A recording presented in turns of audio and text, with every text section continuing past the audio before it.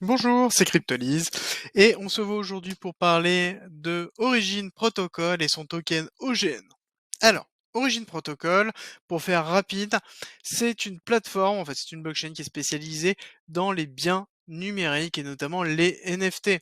Ça a été lancé, enfin en tout cas il y a derrière le fondateur de YouTube, donc quand même il y a du lourd.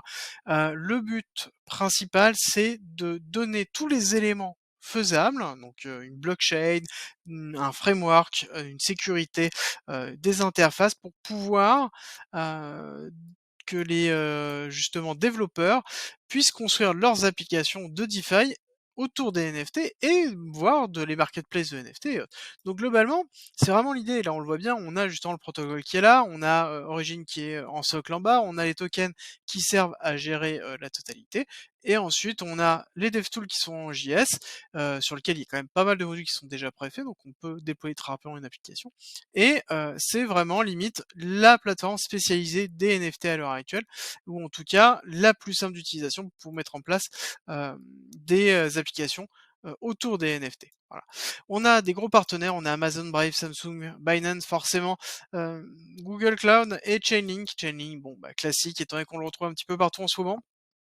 Et par contre, les 2 poids, mesures à voir, c'est que, bon, pour une plateforme décentralisée, malheureusement, on se retrouve quand même avec 2 géants des GAFA.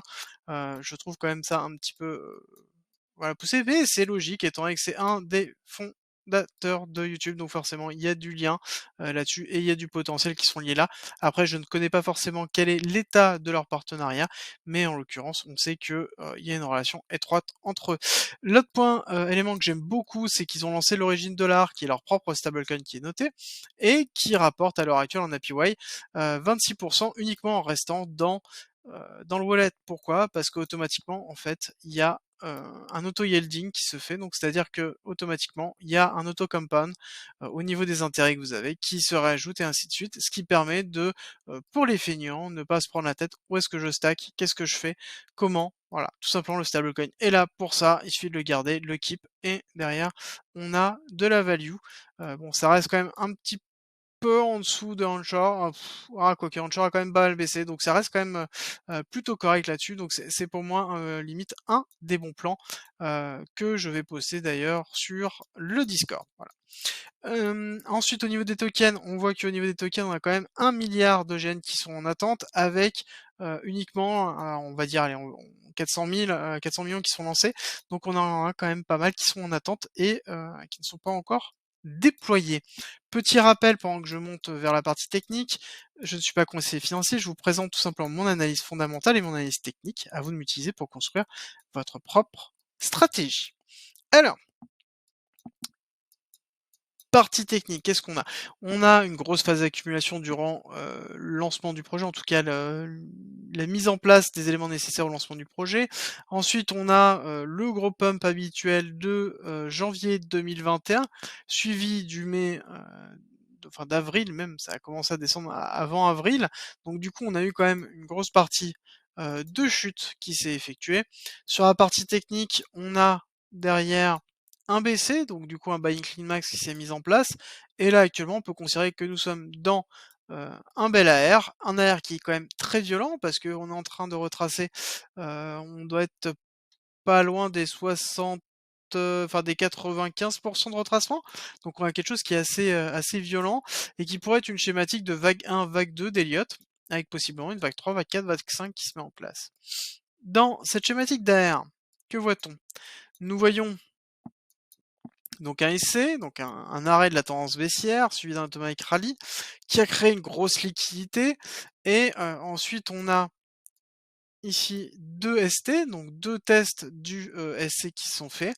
On a un autre AR qui est arrivé, hop, j'ai oublié de le mettre, qui est arrivé, qui est allé checker la zone du premier AR, et on a un deuxième AR qui a pris la liquidité et qui a entraîné derrière la chute du prix pour aller chercher le SC. En l'occurrence, une chute qui a été exacerbée par ce qui se passe au niveau du BTC, mais ça n'empêche qu'on a pris la liquidité du SC. Donc là, on est en train de valider un STB.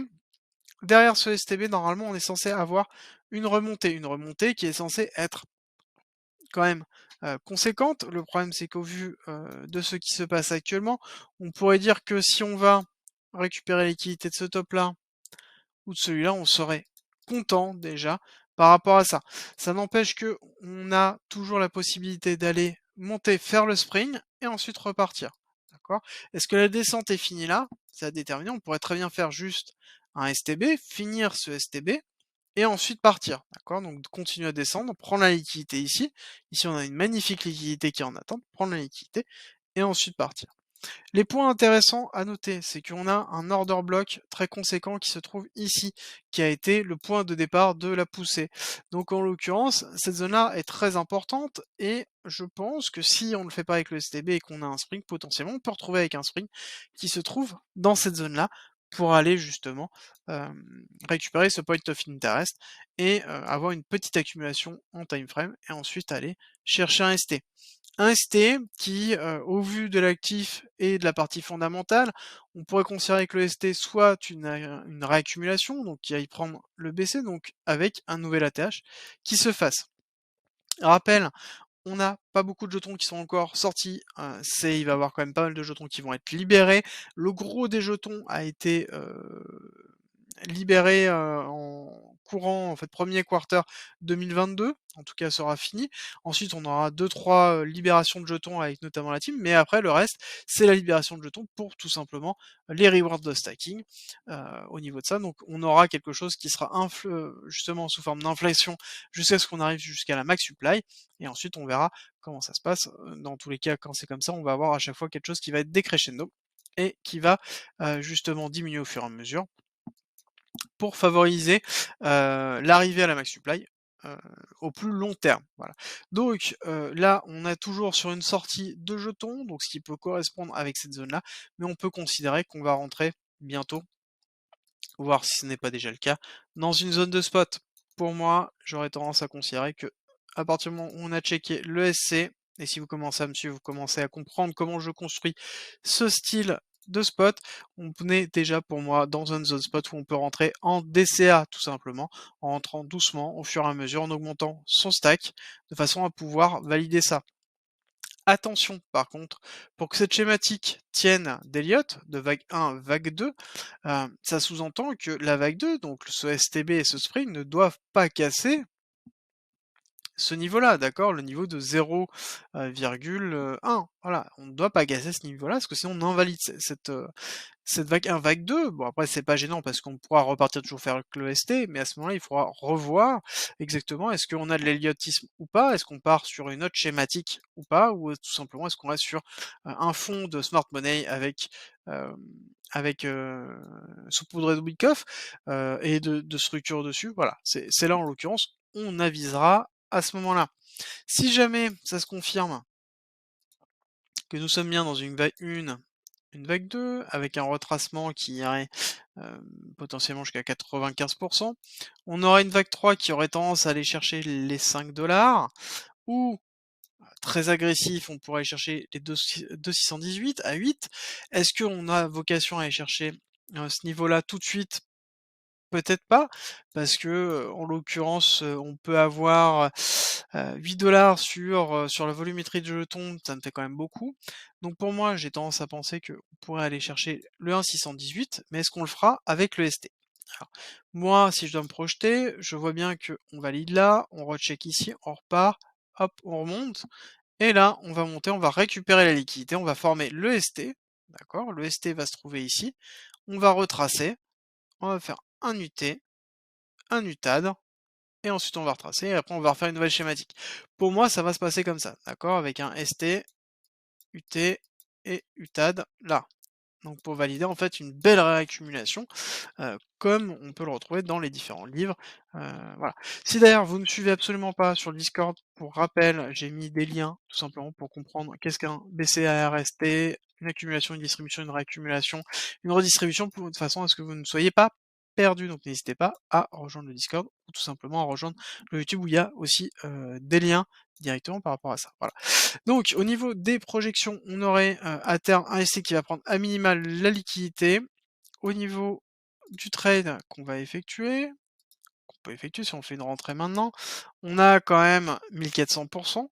de probabilité. Est-ce que c'est un actif qui va le faire du jour au lendemain? En l'occurrence, non, hein.